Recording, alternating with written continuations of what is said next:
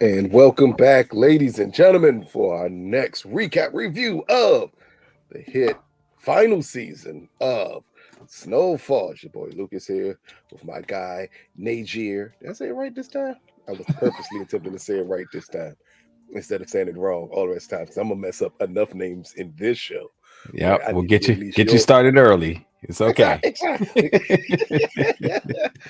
So this episode is named Concrete Jungle, and this is following the I want to say that the part of the episode that blew everybody away of the last episode when Franklin committed the murder and killed Teddy's dad. I mean, the internet was buzzing for a whole week about what the heck would be the repercussions of we what he did.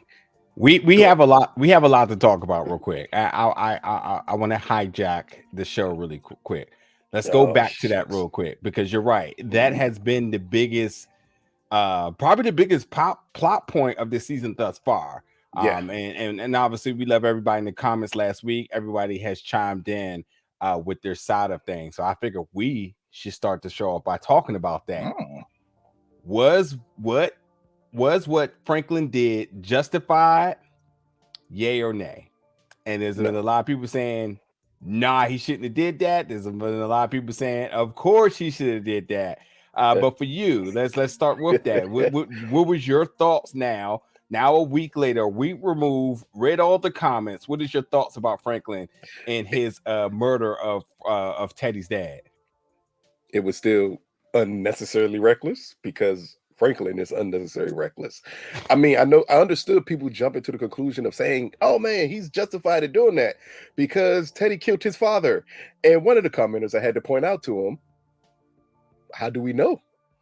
We haven't gotten any evidence that Alton is dead here. Yeah. So don't jump to a conclusion there. What we clearly saw is that Franklin killed Mac. That's what we clearly saw. We have not seen Alton yet. We don't know if Alton's even dead yet. So, I mean, I think I pointed out in the last review this he put everyone in danger by taking those actions. Like Absolutely. in the end, now your entire family's at risk and in danger because of what you did. Yep. Plus, what did it get you? As I remember being a kid, and my mom would always ask me when I did something I had no business doing. After she beat me, she would ask, "What did it get you? Was it worth it?" And that's what It's Franklin guy's asked himself here is, was it worth it? Because what did you do? You pissed someone off who has all your money. yeah. Great. And, Okay, was that supposed to make him give you the money back? Like, and no. ain't it crazy your mom logic still applies to adults today? Hey, look. All the For lessons I learned to get beaten through and everything else that we question as kids, why did this happen?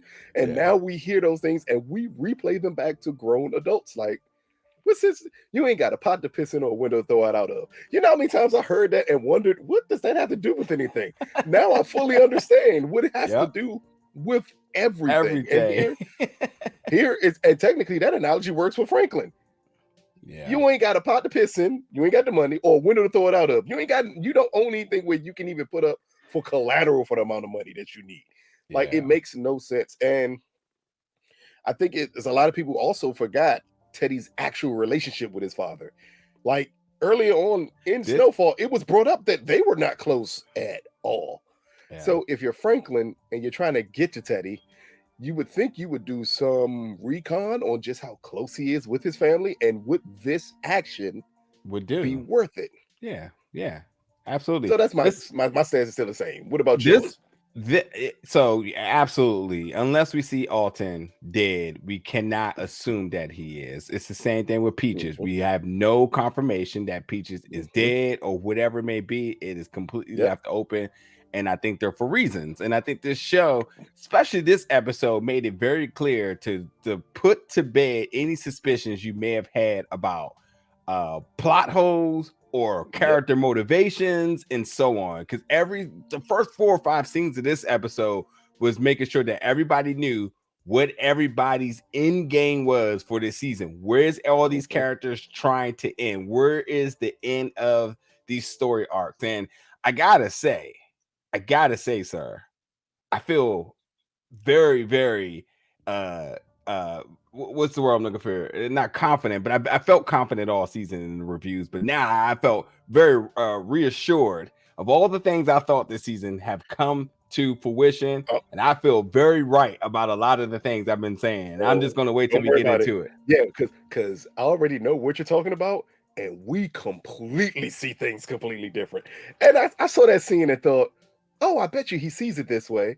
Yeah, but boy, being street people, knowing those words and the way they were said, oh, I almost confirmed my exact thoughts about everything with him. Okay. But first, let's start with Teddy. As the episode starts out with Teddy, as I think that's him. That was him calling his sister, if I'm not mistaken. Yeah. Mm-hmm. Yeah, and tell her move her and her child away. He informs her that they are in danger and that they need to do everything. And this is Teddy just taking what Franklin did seriously by deciding to move the people he actually cared for out of danger. And at the same scene, we also get a confirmation that him and his father were never really close. As Stephen clearly says here, I understand you all weren't close, but it was about how this action was going to affect Teddy. And Teddy point blank simple said, no, the mission is still the most important thing. Stephen was not wrong. What do you think about here? Just opening this scene up with Teddy? Stephen was not wrong. And again, this is why I enjoy doing these recaps and reviews with you with all these shows. But this episode really made it easy for us. This is exactly the truth here. In understanding, one, when he says, listen, y'all may not be close, but these things still potentially can affect your mental. Yes. And if that's the case, you can't work with us. As we know, all roads leads to him trying to be reinstated back federally in the CIA as a contractor, or even on the, I forget what you call it, like a gray list of sorts, where he's still on the outside and you don't have the benefits, you don't have the full protection of the agency, you're like a rogue agent essentially. Yeah. So he understands that like he has a goal, and we knows his motivation behind the goal and wanting to be back with the CIA, which we'll talk about later. But it was very clear that, listen, I know you're trying to brush this off with your father, but it can affect you. And rather, that's not important. The important thing is that they're still very much watching what Teddy's day-to-day is. Can you handle the jobs? Can you handle this position in the way we can? Or could any and everything compromise you and affect your integrity in order to do the job? And that's all they care about. That's why he was nonchalant. He was kind of like, basically, if these had just been two street dudes, this would have been something like, yeah, okay, man, sorry about your dad. Anyway, we need to get this money. So you're gonna be able to do this or what? And there was by no means he did not care about his dad death, but he knew enough to know that like this ain't important to you, damn sure ain't important to us. But don't let this be a problem. That's the end of the line. Exactly. Don't let this be a problem. We don't want this to be a problem. And Teddy tried to make it seem like, no, I'm good, but that's a lie. We'll talk about it. It's absolutely a lie. As we said at the beginning of the episode with Mother Lessons, don't let your problems become my problems. Yeah. That's exactly what this was. Yeah. Meaning, I understand what Franklin did. That's your problem. Yeah. Don't let it affect our business, because if it affects our business, I get rid of you, because then you become my problem. And also understand that the situation is handled totally different because of what Teddy's statute or position is with the CIA. If he had been federally with the CIA, should we say, they would have sent the boys to go after Franklin, say they put eyes on him. And you hear Teddy saying, we need to put eyes on him. CIA dude, like, Stephen, like, no, that ain't our problem. We don't care about that. He's hunting down your family. I suggest you protect your family. He literally, but again, he heard that request from one day out the other and said, we don't want no problems. Yep. And meaning you better not be our problem. Care about Franklin. There you go. Yeah, we don't care what Franklin does. Just understand, if it gets in the way of our business, then it becomes a problem. But it only gets in the way of our business because you allow it to get in the way of our business. Absolutely. I think that was poignantly put. That's the issue here. But next up is something I brought up immediately after what Franklin's action was last episode, which was just how do you think Cassandra and Veronique would respond to these actions? And here we clearly see it as Cassandra lets her daughter know, I'm not getting on a plane with him. Did you not see what he just did? You need to come with me. And here's where for Veronique. The rubber met the road, and she chose to stay with Franklin. What did you think about this face-off that we kind of already knew was coming because of the shock they put on Cassandra's and Veronique's face when Franklin killed Mac? Listen, Cassandra, since the beginning, thank you, Veronique, for confirming. My first suspicion is that she always was looking for an exit plan. And when she said that, I was like, I'm glad. It's not that I wanted to be right, but I'm glad that this angle went the way it is, because I think it's a really well-written arc for a character who reestablished what their lifestyle was. We established why she wanted to get away from her lifestyle. We established that she never trusted her mother. And now we saw a couple of episodes where they're mingling and everything looks like they didn't have years and years of portrayal to one another to get to the boiling point where she think like, oh, I got her this time. I'm gonna get her back where I want her. And she definitely laid out a very like, I think because Veronique is a mother. I think this approach that her mother took, knowing they don't have trust, was very undermining of saying, oh, you don't need him. We'll raise the kid together. I already got passports for us. We out. She's like, oh, so you have all this already done? And oh, okay, cool. Okay. And then much like I said last week, which again, I'm still kind of 50-50 with this still, but Veronique in her position is very much the speech she gave is very much true to what the character should have said. He hasn't done anything to me. He hasn't lied to me. He has protected me. He has not raised an eye to me or a hand to me or anything. Unlike you. You've done these things. You left me in jail. So why should I trust you? And until he decides to break this trust in this bond that we have, I'm staying with him. Now, I agree. That's what she should have said. Do we all across the internet, across the world, understand that Franklin's unhinged? Absolutely. Yes. But I have said she happens to be his safe space, his comfort zone, the place where he doesn't have to be violent and hostile and so on. And as long as that sustains, it's okay. And I think there's another couple where we'll talk about it, but like as far as it is now, it's okay. But does it sustain? History says no, but we'll see. Because my whole point of last week was it's not necessarily him being a danger to her, it's his actions leading to her danger. Cassandra said the most poignant thing of this conversation when Veronique said you already have passports, and she said the moment you told me the situation you were in, I got the passports, because that was a smart move to make here. You basically told your mom, we need help because the CIA stole $73 million from Franklin and we need to find a way to get it back. Did you think then that your mother would say, oh, yeah, I'm going to help, but I'm not going to have a safety net? It was her understanding that Franklin was going to go down this pathway of being completely unhinged. I think what the audience and what we are left to worry about now is, yes, you sided with Franklin because you said he has never betrayed your trust. Is trust enough? Yeah. Or are you throwing caution to the wind? Or, as a conversation they have later on in this episode really shows, that she is still terrified of the actions that Franklin is taking here. So you got to kind of wonder here, what happens if he puts you in a situation where it could cost you your life, or it could put you in a predicament where it can end up horrible for you? Will you then look back on those actions of not leaving as being a bad thing? Yeah, and like it's telling because a scene or two from here, they're in the car and he's like, you made the right decision. So what, we're in the 6th episode, so like we come back and we reflect back to that little scene that probably didn't need to be in there unless it needed to be in there, to come back to that moment of saying, oh, we sat in the car and said, oh, you made the right decision. So we look back to that moment and say, oh, you didn't make the right decision. Then you look back a little bit earlier and says, oh, your mom. And I would hate the fact for her mom to be right, because because her mom doesn't have the two legs to stand on herself. They don't have a good rapport. So like, it's like, why would she be the one to be right here? I think it's because at times we got to realize it ain't about necessarily the relationship you have with the person. It's about what that person sees, that because you're in love, you go blind to it. And I 100% thought the same thing.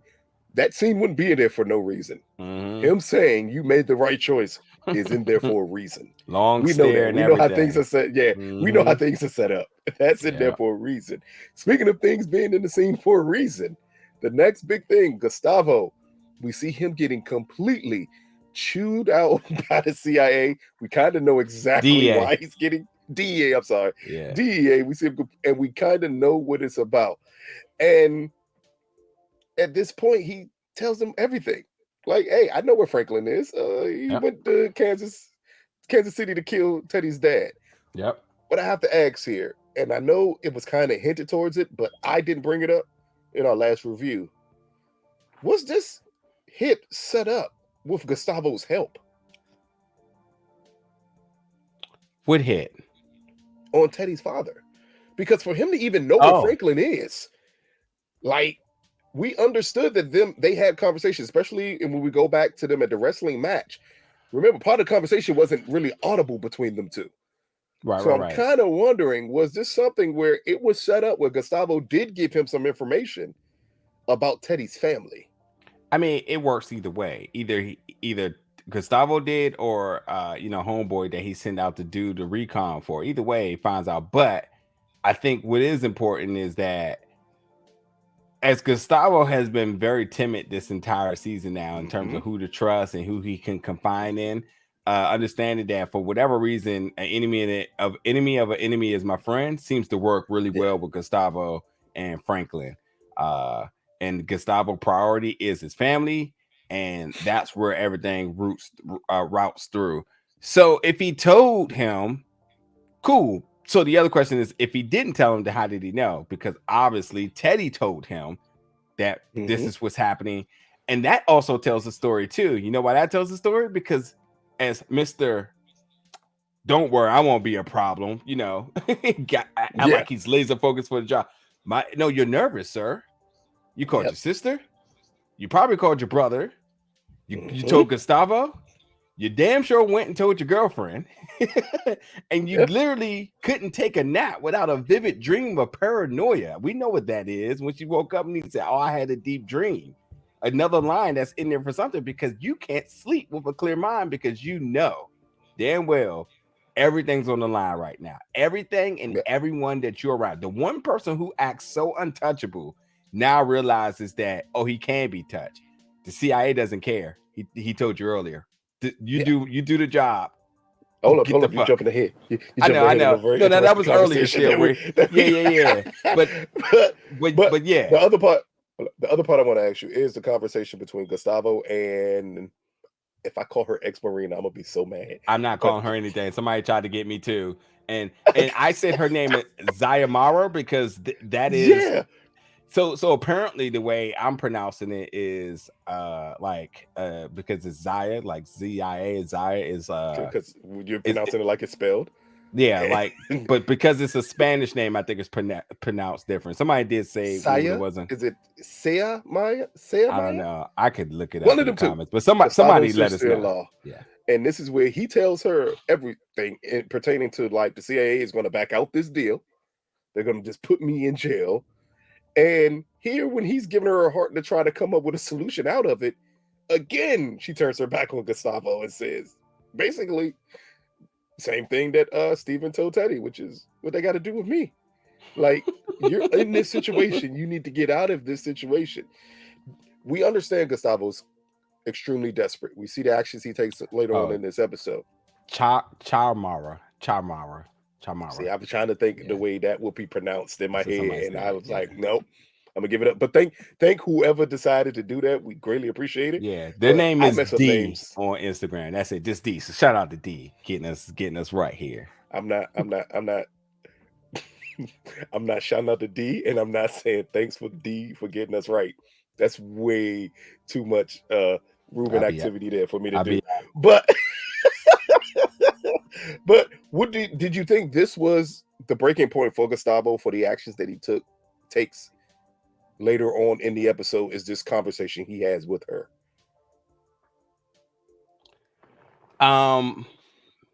Yeah, because again, this is the family aspects of it for him. Yeah, her basically saying, like, this is, your situation. You got to find a way out of this at this This point. this is the end game. This is the end game, and this is exactly what you would expect him to do. We've been seeing this get built over this entire season now, and as paranoid as he's been, he's super confident now that, like, listen, Yeah. this is the option, the shall I say, the only Exactly. choice here. There So you go. The only choice moving forward. Clearly, I will talk about it more when we get to the conversation between him and Franklin, but let's just say it's not the smartest idea in the world to run away from the DEA and think going to another country would be the best thing to do.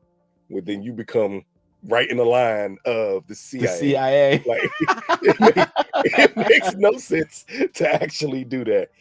But next up, we get the first confrontation between Jerome and Louie as he comes home blasted, as we kind of saw exactly where this was going at the end of the last episode. So what I want to do here is I'm combining this scene and then the second conversation between Jerome and Louie. And I need your perspective on what that conversation meant. I have said, this is my second or maybe third thing I've been right about. Mm-hmm. Jerome has never prioritized himself, and he has fed up with it. Mm-hmm. He had enough reminders, which I want to make sure I bring up this point again later, but he has had enough reminders that things aren't what they used to be. You know, talking about how we used to be back in the sandbox, we from the same block, none of that means anything to him because he realized everything has changed. And while he was okay with being, you know, the muscle for his wife, and why he was okay with just the vast and unrational decisions from everybody he came in contact with, he's done. He hit his breaking point. I think if you go back and you started to see this slowly start to unfold when the situation with Peaches. And so again, good story arc telling, very foreshadowing for what happened in this episode. But this was him and his declaration of saying, like, I am done. And like, I think everybody knows when you say you're done, what does that mean? There's really no words to kind of like, you know, to describe what it is. But when you say you're done, that's literally like it. The outpour of everything, emotionally, probably physically, mentally, whatever it is, you're done. And I think he just, as he said, the realest thing he's ever said to her, I think he just realized that, like, I can no longer be in this role with you anymore. On the other hand, I have said that Louie has constantly only thought about herself, to all reckless no end. She only cared about what worked for her to be on top. She has always fought to be the top person. She has proven she could be the top person, but she didn't she's never ever fully understood the responsibility of doing it.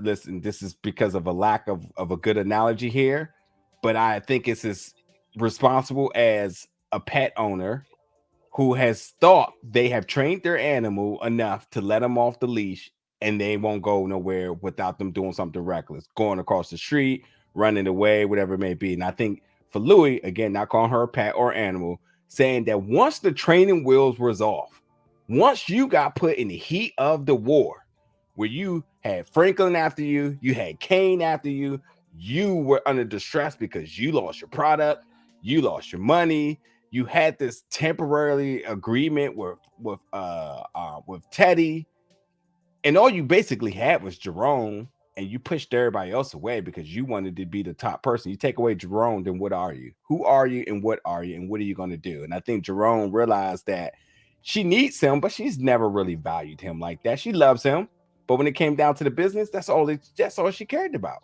It was always about the business. And I even think in her most dire situation, did she become more business centric than actually just being a human with just normal emotions? I think she just always just. And again, I will say this on the contrary, as a woman, I'm sure that she always felt that she always probably had to work twice as harder here. So that's why she always had to have that approach. And I get that. But I think that Jerome always tried to create a world for her where she didn't. And she never, ever allowed herself to do it. And Hmm. my man said he wanted to go to Jamaica and he was done. He said he going to Kingston and he wasn't looking back. And I think that I'd be interested to hear what you said, but I think like if we look at Jerome's story arc for the last 2 seasons, there was enough evidence in every episode, just little tidbits there and there to see that ultimately this is where we knew the character would end. Minus the end of this episode, which was foreshadowing by the beginning of this episode. But if that didn't happen, it was very much telling that we knew Jerome was going to hit his breaking point, without a doubt. Coming home with the Henny like that, it was a wrap. It was a wrap. He probably didn't have Henny. He probably had. What do you think he had? E&J. That had to be Henny. It's back in the day. He got money. No one with money drinks E&J. Not even back in the 80s. Hey, bro, he's a street dude. He's an OG. But he's a street. But keep in mind, a street dude in the world. Back in the day, Henny was Dom Perignon. This to show you had money meant you had Henny. You remember back when we thought Henny was expensive? Henny's the cheapest, worst cognac you can ever drink in the form that everyone drinks. I just got spammed by a new Henny type, Polaris, I think it was, or Paris or something like that. That ain't new. That's $500 a bottle. I've had it more than enough times on my bar. I wouldn't try it. I'm past. Yeah, I don't care. It's amazing. It's amazing. It's what Henny would taste like for people who can afford Hennessy, not the $27.99 fifth that they sell everybody in stores that they think is good. But my perspective of Jerome, the first thing I thought of when I heard when this scene came up with him and Louie had a kind of similar conversation in season 1. Okay. About when they wanted to start the business. And the first thing I thought of is you can't drag every street nigga along on your journey. And that's what has come to fruition for Louie. Jerome, as I said last episode, is perfectly fine playing second fiddle. When they started this business up and it was supposed to be him and Franklin, Jerome took a backseat mighty quickly to Franklin. Louie said the very interesting parts of their conversation of her basically saying like, hey, you know what? It got to the point we couldn't play the background to him anymore. We understand the actions that Franklin was taking against them, how he was overcharging them with everything. And Louie's like, no, that makes absolutely no sense for us to just disregard everything and keep on going along and getting screwed over. Because that's what Franklin was doing to them, is technically screwing them over. Yeah. But Jerome is always a musclehead. If you're dealing with people who are just people who know how to deal in force, they'll never see the bigger picture of it all. Yeah. And as Louie said, even when she was fully running the operation, everybody only talked to Jerome. Yeah. They never talked to her. Even though, again, she's technically the brains of the operation, but no one wants to talk to her. You want to talk to the guy the OG, the muscle, as we see the way him and D hold conversations with one another. We understood, though, Jerome is not making any of these decisions. Yeah. Not because he didn't want to, because in all honesty, if we ever think about it and going back to season 1, Franklin kind of proved it, is because Jerome can't make these decisions. Absolutely. The streets How do you let your nephew, who had no business being in the streets, no skill set, none of that nature, he took over your operation in less than a year? Yeah. How did he take over your operation? Because that's not what you're built to do. You're built to be the muscle. So when he got put in a position where he had to be the boss, heavy as the head that wears a crown, and it weighed way too heavy on him. Yeah. But that shit fit Louie naturally. And that was the problem between them two, is that, in all honesty, we got to go back to the perception of males in the 80s. In all honesty, how could he ever be okay with his woman running everything? It ain't about the perception of the streets. When I get home, I know exactly who's running this shit. I know exactly who has our operation humming along. I know who went down south to make that deal to make our operation grow even more. It wasn't me. I was drug along for it, but it wasn't me. It was her. Like, she was very clear that everything to Louie was about business. She loved Jerome. Even though, if we go back to season 1, all you got to do is pay attention to the way he treated her. That's unconditional love that they were even still together. Because for the first couple seasons, he treated her like garbage. They were together because she loved him. And then what happens is when he feels like, I've had enough.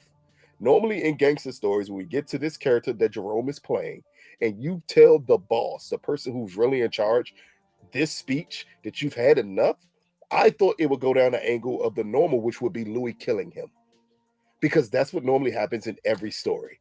Is that when you get this character that says, I want out, this ain't me, I can't do this anymore. That's when the boss kills him. Because he's like, okay, at this point, you're no longer useful to me. Yeah, But it was the love that would not be what Louis wouldn't do. But Louis said the smart thing. We've made too many deals with people. Like, we got too much out here. Walking away just ain't an option. Right. I mean, that's the variable in this, is that they're in love. So I agree with you there. And that's just why it doesn't take the conventional route that you would expect. And then, yeah, it's absolutely a lot of misogyny in the streets. No doubt about that. One more thing, because then I do want you to comment and finish your comment on here. I want people to pay attention to the parallels of the way Jerome and Louis' relationship started to the way you're seeing Franklin and Veronique's relationship ascend.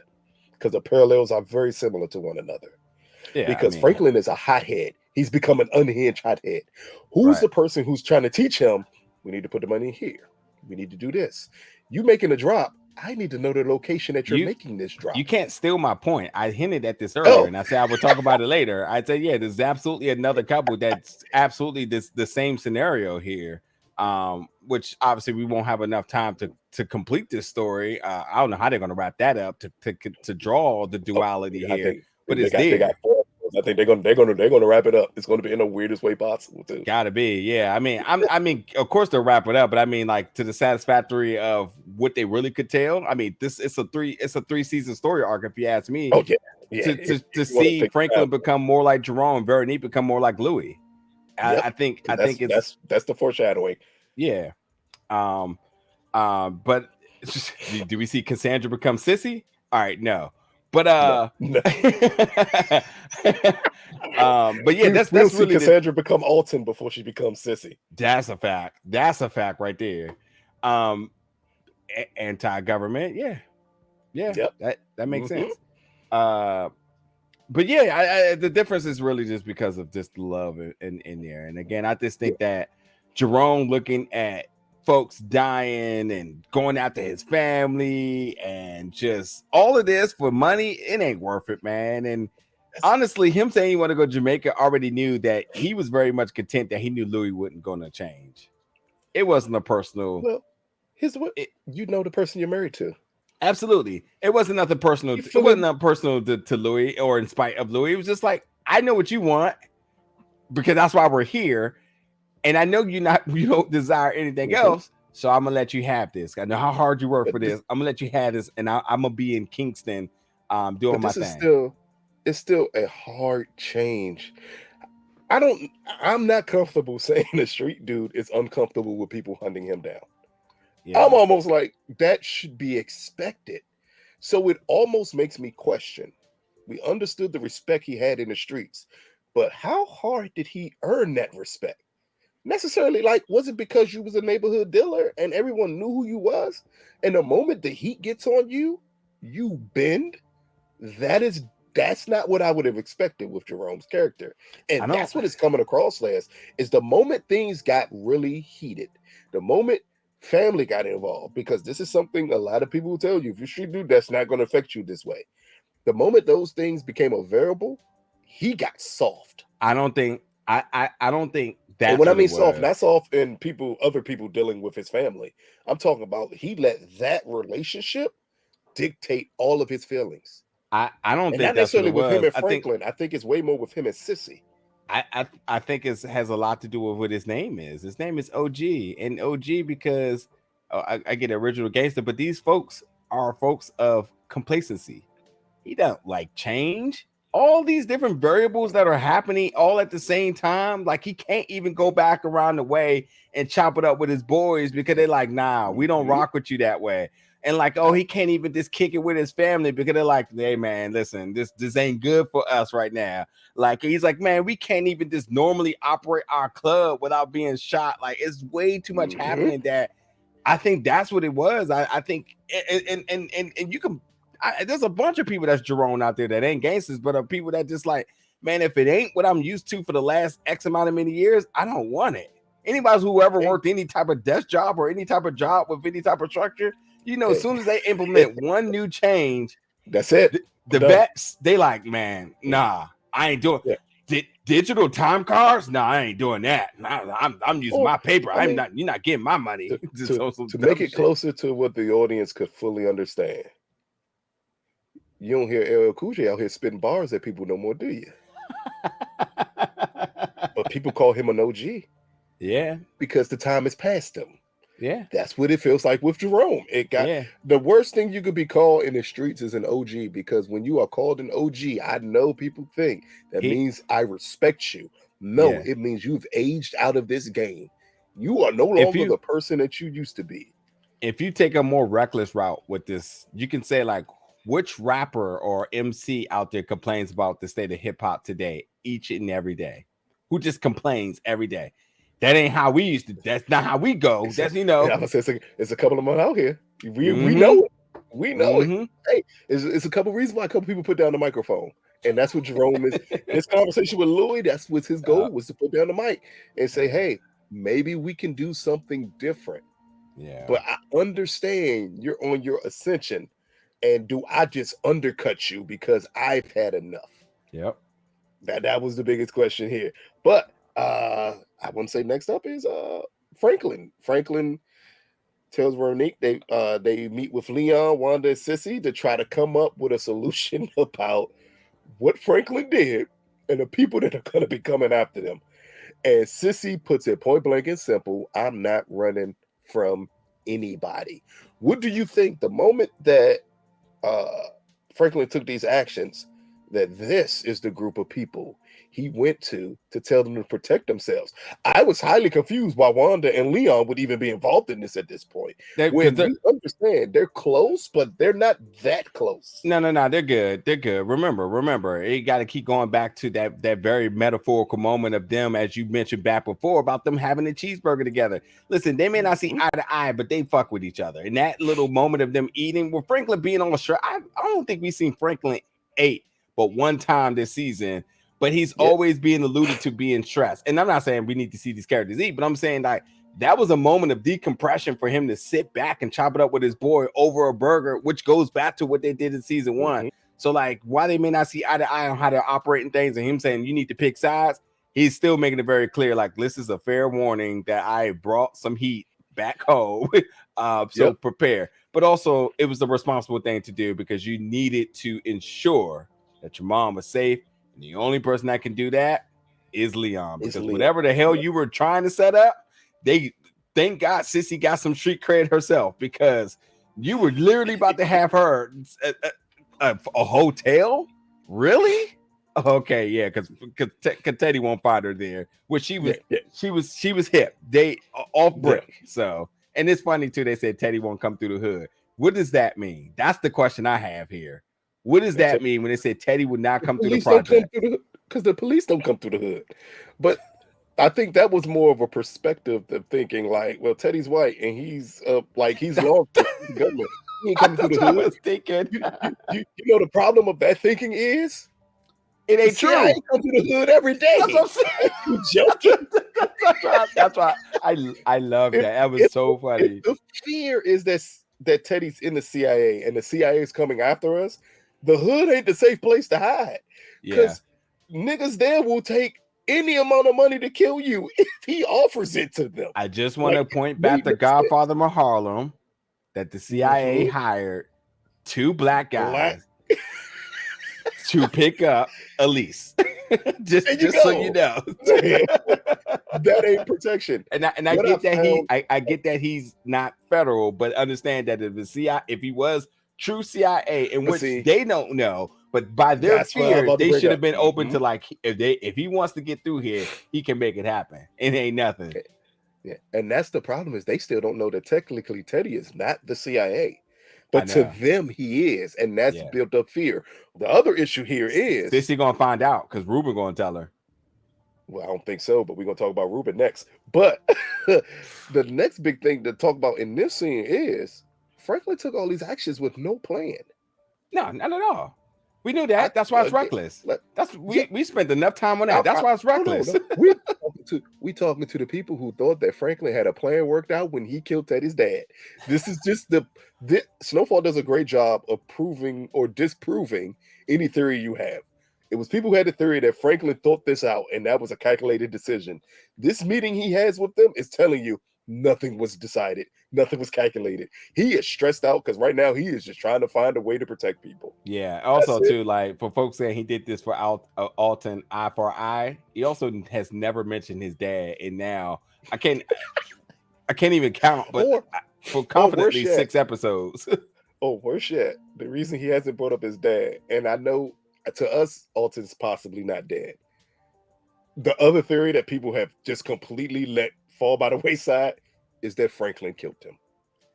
And I don't know why that ain't in people's head, because they were not on good terms when he left at all. So why would Franklin allow him to live? Yeah, I mean, he you saying, because you're saying he went to Cuba and did it himself. You went to a place that Franklin can touch you. Yeah. I don't know why people they put it on Teddy because it made sense, because that's what Sissy thought. Yeah. But either Alton's alive or Franklin probably killed him.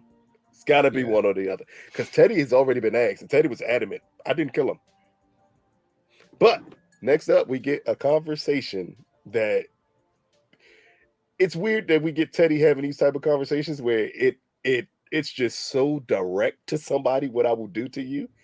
But him and Ruben here, where he tells Ruben, one, I know your secret.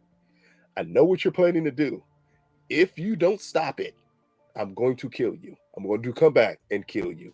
I will expose everything about you, which would disavow you to any form of the KGB the moment they find out that you're gay. What did you think about this whole conversation between them two, and the way, so calmly, after everything with Franklin, it seemed here that Teddy had his bearings back together?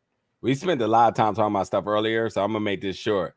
All I'm going to say is Teddy equated his war crimes and acts against other nations against an individual being gay. Yep. Welcome to the 80s. Yes. Welcome to the 80s. And it was legitimate. It was legitimate of a trade block that but both parties were considering, like, damn, that is a bad, like, if everybody find that out, like, it's not that it wasn't, and obviously we talked about, like, what would this mean going forward? But, like, I never thought it would amount to something so big that Teddy would come up with a proposition of saying, I'm going to kill you if you don't back off. You need to just get out of town. That's my offer I give you. But if you decide to stay and be on some BS, I'm going to tell them that you're gay.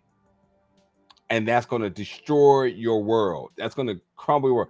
Meanwhile, the KGB is like, we're going to let the whole world know about what the CIA is doing to these countries and America in general. I mean, the difference is here. The difference is there in 2023. In the 80s, in all honesty, war crimes against another country is here. You being gay is here. Yeah, you got to understand, it's the disrespect towards that community in the 80s in that time period. Yeah, like, come on, it was at this time period we had a disease that's hinted towards later on in this episode, which was called the gay disease. Like, we got to understand exactly the way the 80s were viewed. So that's why it made sense that Teddy would make this threat. But Teddy also said, I'll do it and then kill you still. Yeah. But understanding that if it comes out there, the KGB will kill him. Yeah. You can't even be associated with them and be that. Right. And so for me, I just hope that the Ruben story arc is not as flat as it looks like it could conclude right now. Of him saying, I'm done with Teddy because he threatened to tell everybody I was gay. That would be lame. That would be very lame. So we in the 80s, man, there's no telling. That may be just a big enough of a threat to be like, yep. Well, I'm gonna step on out of this game now because I don't want no parts of that. Because he also hinted to us that they would kill you and your lover. Like, fully understand, you can't live the life that you would want to live and be in this organization. Yep. Make a pick. Yep. But next up is Teddy talking to the love of his life, Parison. Parison. Yeah, she skipped the scene though. Well, the next scene was Jerome and Louie, but we talked about that already. Oh, well, it's before that scene, but quickly, just to say, like, just on that with Louie and whatnot, that's just him again saying he out. But she did make it very clear that her focus was that one, she was scared of Teddy, admittedly, and also saying that she just wants to get her money out of Panama. And he says, "Listen, I'll do the drop, but after that, I can't stay." So that's just that. And again, yeah, he's pouring his emotions out, and I guess she understands she can't stop him, but it doesn't even feel like she's like emotionally trying to stop him. She kind of woke up like, "Huh, you good? Are you good? All right, cool. Well, look, I gotta get my money. This dude Teddy after me. I gotta do this drop." He's like, well, I'll do you one solid, but after that, I'm gone. It was to be honest, this looks like a brother and sister right here. To be honest, this is what I brought up last. That's why I brought it up last time when we had the discussion about them. This would be the scene where you would kill Jerome. Minus you're the love. No use to me anymore.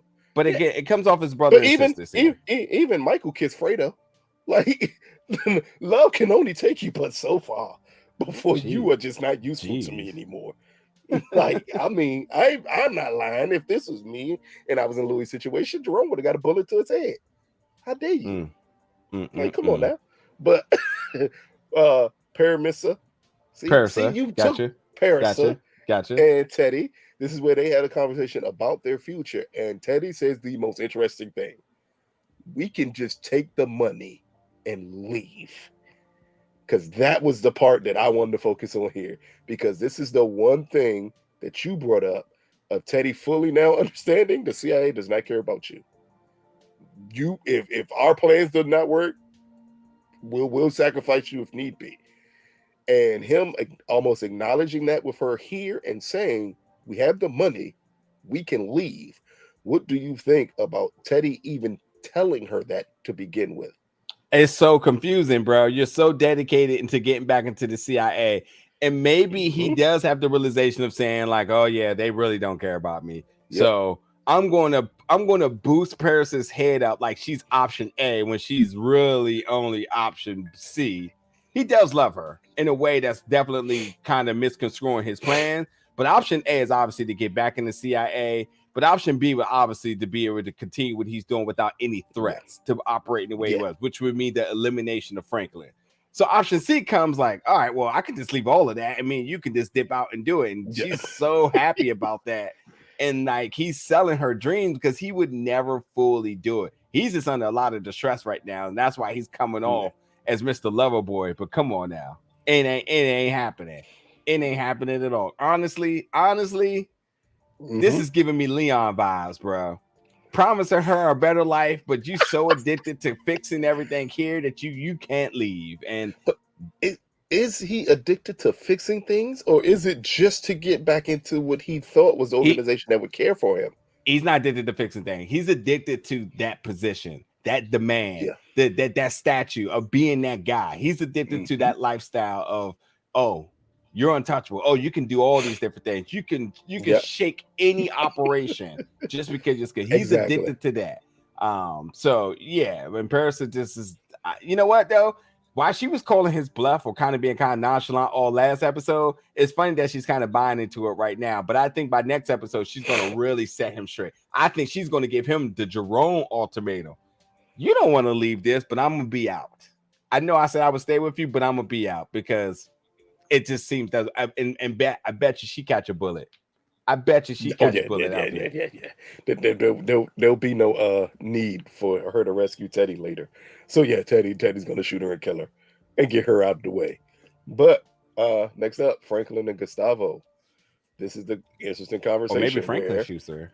She catching a bullet. Where it's offered that if you help me set up Teddy, Gustavo wanted $10 million. Franklin told him, nope, I don't have that. I'll give you $1 million. Gustavo says, cool. I need passports for me and my family. That's the funny part that we're going to talk about too here. But what do you think about this full conversation between them two? We understand the position that Teddy is in. Do you believe they had this conversation and Teddy doesn't know about it? I don't know. This doesn't seem like this doesn't seem like a conversation Teddy would have any involvement in. But honestly, honestly, at this this point. is Or just. Steven, I should say. Any one of them, because Steven does not trust Gustavo at all. I don't know. Gustavo's just trying to get his end game. He went from 10 million to 1 million. Tells you the level of desperation of him saying, "I gotta get out of here, kill Teddy, so he doesn't come after us." And that's all I need. I'm not saying it's a smart plan, but it's something. Because The dumbest being where plan in he's the at world. right now, he's in the eye of the storm of the Alphabet Boys. Mhm. So he got to figure out something. I think the only person he can trust, as I said, happens to be Franklin. And Franklin's gonna hook him up. Got this guy top notch that's gonna look out for the connect for the passports, and maybe this is a way of doing so. But if he goes in the WITSAT, that ain't happening. You don't think that, as you said, whether you get sent overseas or get whatever, it's not going to be a good look. So this is the only way you do it. You have to do it off the grid, the black market, in order for him to kind of protect his family. That's why 1 million is better than nothing. Or wait a minute. Time is of the exits too. I just thought about something else. Maybe not Steven knowing, but why wouldn't the DEA know? Why wouldn't they have eyes on him every move he made? That's I said Steven because Steven does not trust Gustavo. But I don't think he cares though. But the DEA is a completely different monster. I thought that's what you meant when you asked the question. Like, would they know? They didn't have a conversation, but would they be having eyes on him? Absolutely. They're not, especially after he got chewed out. They ain't let that go by the wayside. They're gonna be like, all of a sudden, and I know we just I'm about to say prophesizing, that is not the word, but I know we're just coming up with theories here, but it's theories that fit with the show. Yeah. Could this be him setting Franklin up? No. Why not? Because we don't have enough time. We got 4 more episodes. No. He's already set Louie up. Franklin is just another connection to Teddy. It's not like all of them are not connected to one another here. Because we already saw he did it when he did the drop with Louie. You don't think he would do it to set up with Franklin and bring up Teddy's name, which would in turn bring them more information on Teddy? To me, it's not out the realm of possibilities, because in the end, Gustavo's only looking out for what can save his family. And this is like episode getting passports and flying overseas. I'm about to say, getting passports and flying overseas ain't gonna save your family from the DEA. We know that much. That's from not gonna save them from that. The DEA possibly, but not the CIA. That's the thing. And so I don't know. It just doesn't seem like enough time to tell a full fleshed out. Well, like it takes them nothing to find them if they need to. I'm just saying that it's not. To me, it's not a new thing. If this was the case, this would just be a continuation of the surveillance that they have on him. Yeah. I don't think no one has ever put 2 and 2 together of wondering all these meetings he's having out in daylight, that they would still be scoping him out. Because you're not just going to get a free moment from them. Just pay attention to that later. That's all we'll say is, understand that if you are working for a federal organization, there is no time when you have free time just to do whatever you want to do. That don't exist with them. But next up is the thing we saw set up a couple episodes ago, and that was Kane and his boys trying to get Louie. I'll bring up why this is important about everything else, but what I'm just going to ask here is, because this is right before the conversation between Veronique and Franklin. Here, when they kidnapped Louie, did you think they was going to kidnap her or kill her? Or what did you think this kidnapping was going to lead to? I don't know. A shootout, one, because like Louie, you just walking around without hitters. So like none of your folks they killed them. Yeah. But they only was two. It was only 2 of them. I have questions. I have so many questions about that's my question. Like, what the hell? Like you the top dog and you out here light? I mean, like, they shouldn't have been snuck up on. Those dudes ain't even tried to blend in like they've ever been near a ranch. They looked as hood and as obvious as possible. They were just in a car. They were in the car until she got on the horse. It's like by the time she got on the horse, it was over with. Yeah, but again, I think this has a lot to do with, like, without Jerome being there, being the muscle and the security. I mean, these things happen. So it's telling that the moment Jerome is off the job, shit like this happens. So I think that's the story they're trying to tell here. But there's obviously other issues, and also too, like this other rogue horse running around. Like, what's the point of that? Like, We'll talk about it. I have a theory there, but I won't talk about the theory until we get to the last part of the episode. But Yeah, before we get to the that's last all I part of the got. episode, this is the last part before we focus on the straight kidnapping Kane and everything else. And this was a very quick conversation. I know we kind of hinted towards it earlier between Veronique and Franklin. And Franklin says, "I'm going to get the drop," and Veronique says, "Don't you think I should know where it is, what you're picking up, and everything of this nature?" And Franklin finally gives her information. When this happens, do you think that this is we talked about the correlation between her and Louie, but with him sharing this much information, did you think this was a mistake by him to do? No. Got to continue that trust. You got to make her know that she made the right decision. It's Well, fine. not from that point of view of with him in the overall scope. Did you think that was a mistake? No. I right now, and I mean, like, it's storytelling, but I'm just gonna keep it right now instead of like kind of predicting forward. I think it's not a bad mistake. Does Veronique ultimately use this against him? I'm sure. It's just television, but for right now, I don't think it's a bad mistake. I mean, that's your girl. She's proven loyal, so why not? Because the moment that you decide to remove that information from her, then you then start to draw build suspicion and doubt. She was the only person that knew the stash house before. That was even bigger than the drop information because no one knew where the stash location was.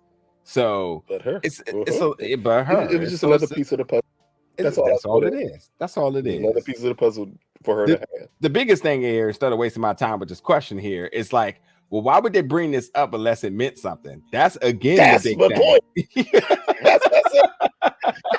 I hope by now people will understand when they watch our reviews is that we will bring up conversations that still feel so out of place, but we are letting you know, please pay attention to that even being something they would have a conversation about. Yeah, because Nature's out there for no reason. He gave her an exact address. That was for a reason that happened, and it wasn't because she needed to know. Let's put it like that. Yeah. But final up is the shootout, the torturing, the kidnapping, the conversations. What do you think about, because we all know possibly last 10 minutes of our review, the focal point here of Kane after he kidnaps Louie, the conversations him and Louie have, the torture he puts Louie through, what happens between Louie and Franklin. I want you to focus on these two things. And what did you get out of what her and Kane were talking about? And then that short conversation with Franklin before Franklin leaves her there. Yeah. First of all, I'm going to give it back to you because I don't know what the hell Kane was talking about. All I know is like this motherfucker is rapping. And I do get like the analogy, the an analogy that he's making about cattle, but still, I was like, this dude's rapping. This is absolutely some jailhouse dude stuff.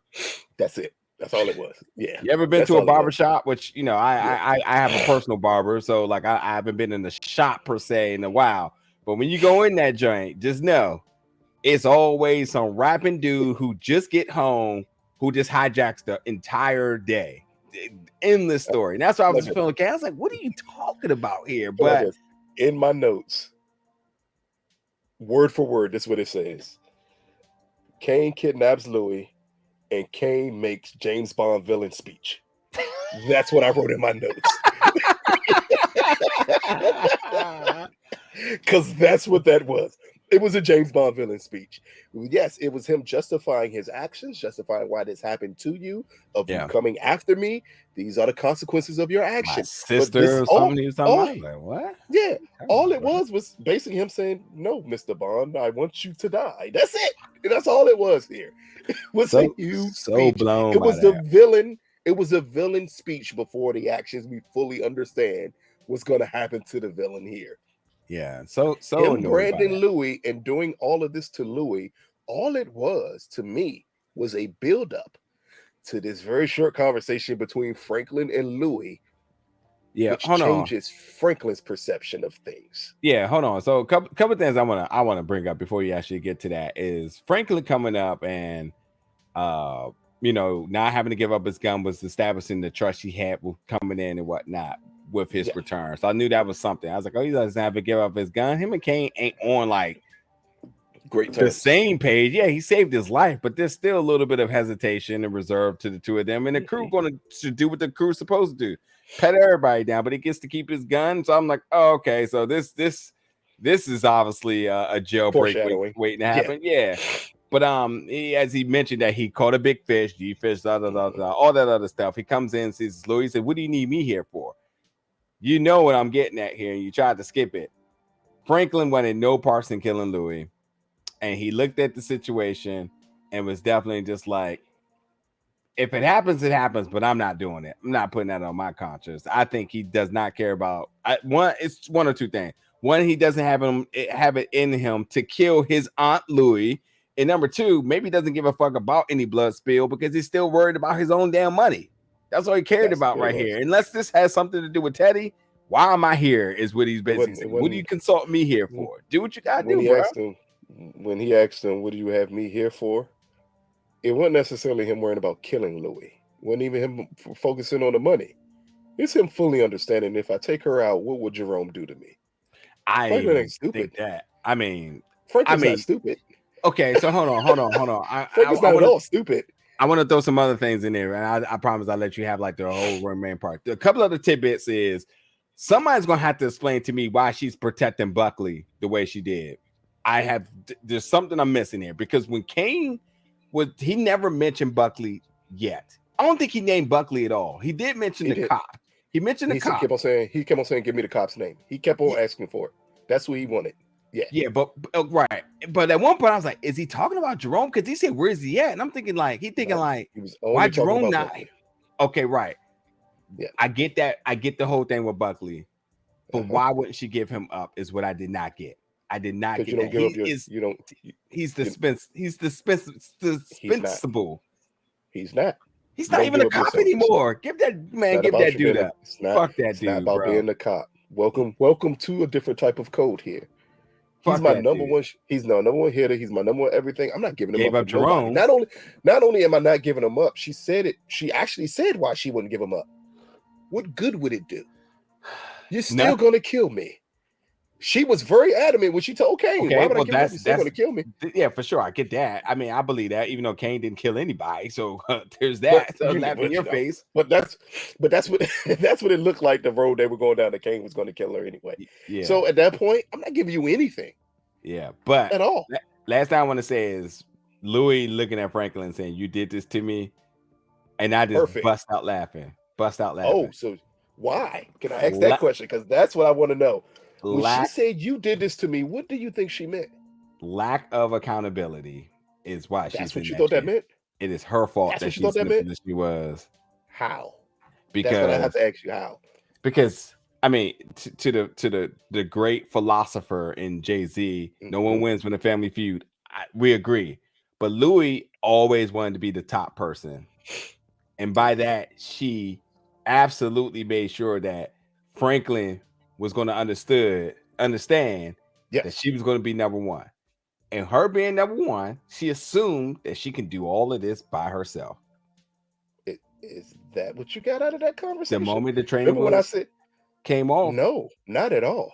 Here's the part that for some odd reason people love to leave out about Mr. Franklin. When Louie left Franklin alive, what was Franklin's next step? He got mad at Jerome and them because they wouldn't help him. What did he do next? Tell Kane, "Hey, guess who shot you?" They did. That was his next actions to take. Even before that, though, it hurt. No, but keep in mind, before that, it was never a situation where they were even trying to kill each other. Because if she wanted Franklin dead, Franklin would have been dead when Buckley could have shot him. And she said, "I'm gonna let you live here," because Franklin tried to kill her first by pulling the gun on her for money. "I'm gonna let you live. I'm gonna let you go. No big deal. But I don't need to see you again." Franklin took that personal because Jerome and Louie would not help him, and Franklin started snitching about everything. Also, because Louie did it in a way that made no sense humanly. Louie also stole the connect too, so that definitely resulted into Franklin saying Franklin didn't care about the connect being gone. He only cared about Teddy stealing his money. Well, before that, she could have had him. It was about the money being gone. Franklin only told Kane that Jerome and Louie tried to kill them It, because he wanted his money back. That's it. So when she tells Franklin, "You did this to me," you know what Franklin thought? Because it's part of the reason that he did everything in the end and turned the car around. It was the realization that she was right. That was the problem with Franklin it's here. good story time. I don't see Franklin, it that way, but it's good Franklin storytelling. came to the realization that she was right. That's why when you see him drive off, and then you see him thinking in his head like, "Fuck," that thought was, "She's right. This is my fault." In the end, you told Kane, you set this all up. You even told Kane, "Hey, you know where you can find Louie at? Yeah, she tends to ride horses." Yeah. What would happen if something happened to her and Jerome finds out? Wait a minute, you gave up her location? Yeah, and I'll say this though, like the one thing with Jerome is that Franklin absolutely fears Jerome because even in the moment where they all Mhm. meet up where Franklin Scully there, by the way, Yep. and Jerome puts the gun to his head, and when he puts the gun down, if you take a hard look at that scene, Franklin sort of sighs from inside, like, "Whew, close one," as if he tried to call his bluff, but sir. You luckily that you just happened to say the right thing because Jerome is a hothead, as you know, and you knew He would Jerome shot would have you. just walked right in, and you knew he would have shot you. There's a lot about Jerome that you knew. You just Mhm. happened to just have something much more important than your life at that moment. That was Louis, the information of Louis. Other than that, Yep. without a Now, if he had it, matter of fact, I'm surprised you didn't say this. So I'll add to your story. Not that I say I agree with you, but I'll add to your story. If he had oh, told no, that's Louis what I was where about to talk about. if I'm he about to had say, yeah, I was told about to talk, I Louis was about to say that at the end. Yeah. if he had told Louis where he was at, he would have saved Louis and would have came back and we would have killed Franklin. In a No heartbeat. questions asked. In No a heart, questions not asked. even not And even not even close to a collaborated her thought whole process. story. Collaborated her Yep. whole story of like he did this to me. Yeah. Yep. And Yep. I don't think it's going to end there, but we'll talk about that more. But next up, I don't want to talk any part of Paige Kennedy because he played the worst pimp I've ever seen played on the show. I love Paige Kennedy. He's an absolutely funny person, but this pimp character, besides Louis Percy. completely breaking Percy down, Yeah. which was the best part of him being in this episode. Abuse people, abuse people. Yep. It's nothing to glorify here. This is a lot of trauma and the history of rape culture Yep. and things that just And she said, society. "You get them scars from holding women down, but who held you down? How many men were you tricked out to?" Mhm, Duh. We kind of knew that part of it. I mean, he had a mhm. perm. But the key part here to discuss, one, the guy at the gate.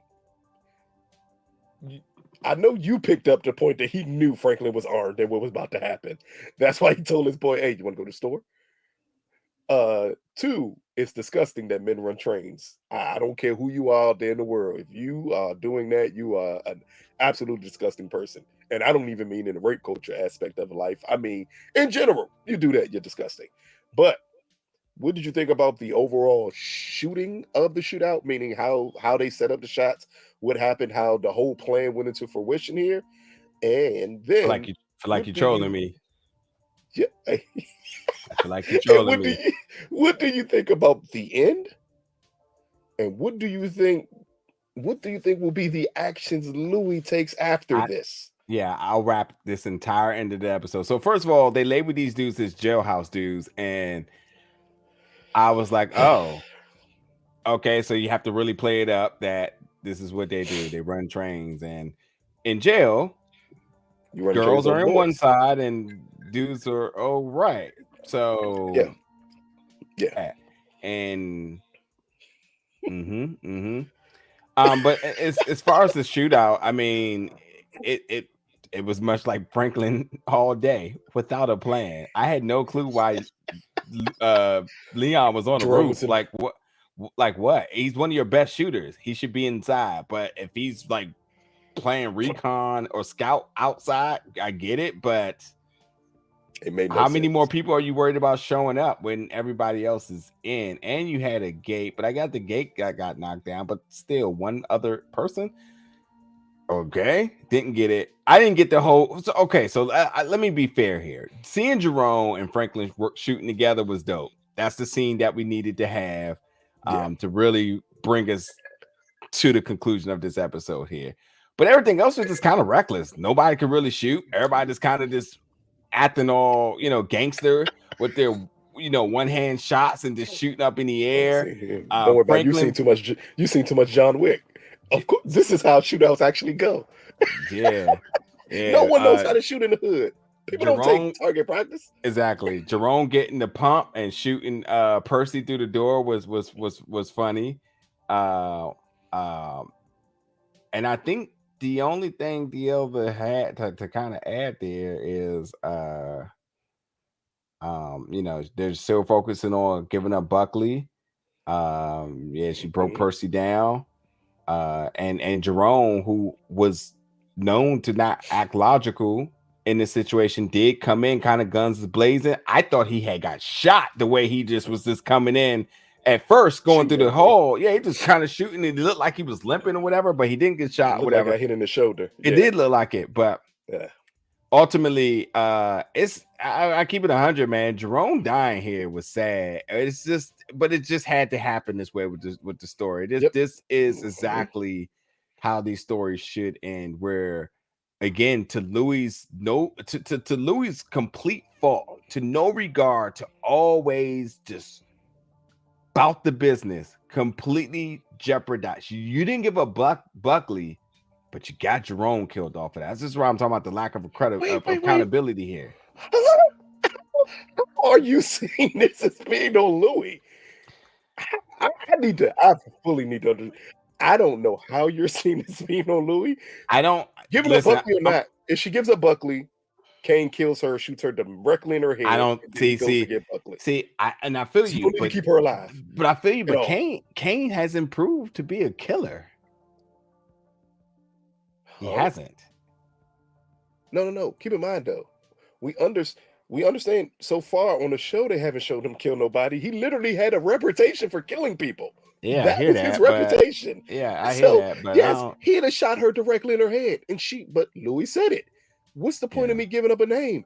You're gonna kill me anyway. Okay, I'll come back off that point. Rape her till she dies. Yeah, that was his answer to it. Yeah, but also that's not him doing the job. That's him, But because he still needed the information. He still wanted Buckley for sure. No matter what, that's the person. His whole soliloquy that he did was all about him needing Buckley.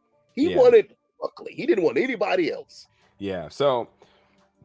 Oh no, but Jerome dying and the way he died when he wanted to be out of this, he didn't want to see nobody get shot. He literally died for her is definitely telling. But I will say this, and I'm gonna pull back the curtains just a little bit here. You all by now should know that we do receive screeners to check these episodes out early in review. Yeah. And sometimes when we get screeners, they're not quite fully polished, and that's just that. No critiquing to what the show is. We seen it enough to know, but I have got to draw a concern because I know you all are going to come in the comments very hard if I'm incorrect here, and I have not seen the finished product, so I don't know. But I'm going to say Jerome got shot, and Louie was on top of him, and she was worried. I don't know if I was the only one that seen this, but Scully also very much appears to look like he had got shot. Yeah, Scully got shot too in his like shoulder area. Okay, I know you're a marksman, so you know a little bit of something. I thought there was no concern for Scully, but it looked like he had got shot very close to the same spot that Jerome got shot, and I was like, so is Scully? No. So he's not. Yeah, he's not. The same shot. Okay, but he was hurt. To the shoulder area. Jerome was closer to this area. Okay, which if you're trained to shoot, which I am. This is the area you aim for because it has the most vital organs. If I hit you in this area, it's a bigger chance of you dying. It just looked like it looked like he took a. I mean, the blood spot, but it looked like he took a big shot. Right. So I was now in some shows, they kill you when you get shot in the shoulder. Exactly. And I don't have no training, but all I know was that we see Jerome on the ground, and obviously Louie crying over him, but we see Scully come in first, and Scully is hurt, and he's limping a little bit, and I'm like, oh shit, did Scully die too? And we didn't get to see that scene, which I think if it had been the end of Scully, it would have been a story of his own. But also I was like, Scully. No one gave any fucks about Scully being shot. Well, I mean, Jerome is shot. I get Spin it, but it off like, the next like episode. the camera work on that was just like, hey, that guy back there, he hurt too, you know what I mean? But now, so it makes sense then. So fine. So Scully's Yeah, alive, but he's hurt. So yeah. obviously we lost, and obviously other forms of people being hurt and all this. It looks like Louie did get raped essentially. No, she By didn't. oh, she didn't. She said she was No, good. She said she was yeah, good. she Okay. never. They never touched. Like he was preparing to, but by the time he could do it, Okay. Yeah, that yeah, makes he was dead. that's way better, Every all easy. the gunshots came out. So yeah, she Yeah, was never actually much raped. lighter storytelling here. Just Yeah, having to yeah, address that. yeah. Um, but yeah, it's interesting that Franklin comes in and he cries and he's calling him Unc, and then he sits back in the realization that like he's gone, and obviously I Leon's know. hurt. Did, And now the question is, as you said, what's next after this? First of all, the mm, only target that's left right now is Teddy, but I don't see how that becomes interest of Louis. say, I'm about to say. That's why I asked you. What? Who do you think Louis' target would be? It's got to be Franklin for the sake of Thank you. just she blames Hey, everybody but herself for anything. So it's got to be Franklin. well, let's see. Franklin gave up her location. Franklin gave up the information on Kane. Franklin has been trying to kill her for months. Jerome is now dead because Franklin gave up the location to Kane, which led to her being kidnapped, which led to Jerome having to come save her, which led to everything points back to one person, Franklin. It Yeah. is clear as day, unless, and this is the key part here, because it's not necessarily, I don't know if they're going to ever hint towards Louis knowing Franklin gave up her location. But if it's ever brought up that Franklin gave up her location, yes, everything will be on Franklin. Yep. Because all this is to me is showing is where this pursuit of money for Franklin will lead to collateral damage to anybody around until he gets his money. That's all this is about. Because if he had his money, he never gives up their location. He never tells Kane, I know the perfect place for you to get Louis. Remember when Kane was pressing him and Franklin didn't want to tell, then Franklin said, I know where you can catch Louis at. Yeah. Horses. Like Yeah. he literally gave up the location for everything Yeah. here. It's I mean it Franklin's reckless. There's no doubt about it. But I think honestly still I think there's a level of accountability to the two of them, and they need to talk.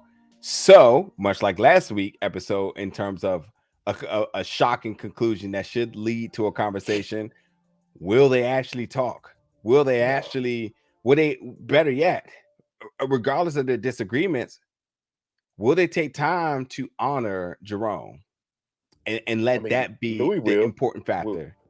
will Louis allow Franklin? Of course. Of course. You sure? Yeah, because I wouldn't be too sure about that. mm, I would not. I understand Sissy 100% so. I oh don't know about yeah, Franklin. forgot about And Sissy, and she's not going to be happy because she didn't want because this she's going to want to war. know what she's going to want to know what happened. Yeah, she's not going to You be know who else is happy. going to want to know what happened? Veronique. And she's going to ask Franklin, how did they get Louis? Is this where Franklin tells her his first lie? Because I don't think Franklin's going to tell her I gave up Louis' Oh, location. that's a good point. That's a good point. Yeah, will this be his first But lie? again, Concrete Jungle, episode 6. What are your final thoughts, sir? It's man, this has been a crazy episode, dude, and And our it's just longest review with the it greatest is. It episode. is. We'll need it though. So for Yeah. that, let's keep it short. You all can get in the comments and just let us know your thoughts about Yeah. the Louis and now Franklin situation. Your thoughts about Jerome as a character. I mean, when you think about characters in this genre, where do you kind of rank Jerome at in that? And that's outside of Snowfall, but every show in this genre. I think Oh. Mm. 4 episodes left. I wish we had on the ride him out to the end, but like Jerome is definitely, when you talk Snowfall, you talk Franklin, but you easily say Jerome day one. Yeah. And Scully was up there too. And even Man Boy was another character a lot of people like, but without a doubt, you talked Everybody love about, Man Boy. yeah, they did for whatever reason. Forget the I did character too. I Lulu did played. too. We Huh? forgot about him. He was in the first season. Franklin killed him. Their best friend. Oh yeah. So yeah, just just let us know your thoughts and predictions and everything. I'm just excited to get ready for episode 7. This right. Whew, they got a lot of things to wrap up before we get done for this Hey, season, man. So wrap up hey, or spin off. Y'all need to figure it out. FX. hey, well, no, it's the '90s. At that point, you can't really spin off this storyline into the too deep into the '90s. You gotta leave it here. You can take Gustavo down to Mexico. You absolutely can.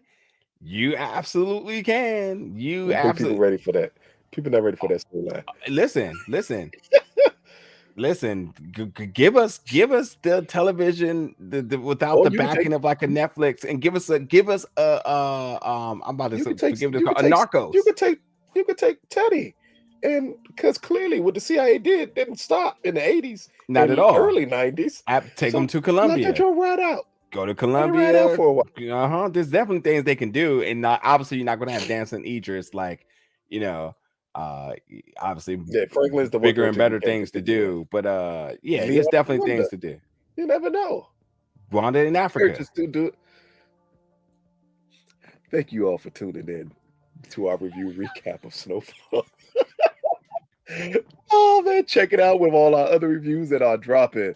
Peace, people. Wanda Peace. Africa. No, we need Wanda in Godfather Harlem. That's the hookup we need. The multiverse. Ernalise, Yeah. double cracking. Cracking it up. All right, y'all.